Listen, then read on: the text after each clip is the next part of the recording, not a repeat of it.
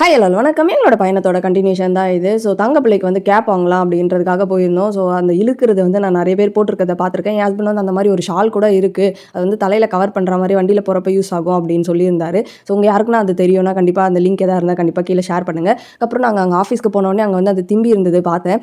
என் பையனுக்கு சொன்ன இது வந்து திம்பிடா, நான் சின்ன பிள்ளைகளெல்லாம் கையில் பிடிச்சி வச்சு பறக்க விட்டுருக்கேன் அப்படின்னு. உங்கள் ஊரில் அதுக்கு நேம் என்ன சொல்வீங்க? இல்லை நீங்களும் அந்த மாதிரி பிடிச்சி விளையாடிருக்கீங்களா அப்படிங்கிறத கண்டிப்பாக சொல்லுங்கள்.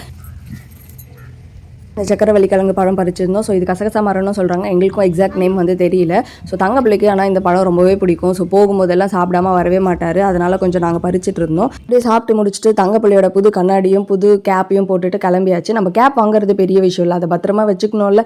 இங்கே பிரிட்ஜ் மேலே போகும்போது பறந்து போயிருச்சு. ஸோ அந்த கேப் எடுத்துகிட்டு வந்து கொடுக்குறது தான் நம்மளோட வேலை. கேப்பையும் மறுபடியும் மாட்டி விட்டுட்டு அதுக்கப்புறம் அப்படியே நம்மளோட பட்ஜெட் ஃப்ரெண்ட்லி 50 ரூபா பீஸா சாப்பிட்றதுக்காக தான் போயிருந்தோம். எனக்கு காஃபியும் பீஸாவும் ரொம்பவே பிடிச்சிருந்தது.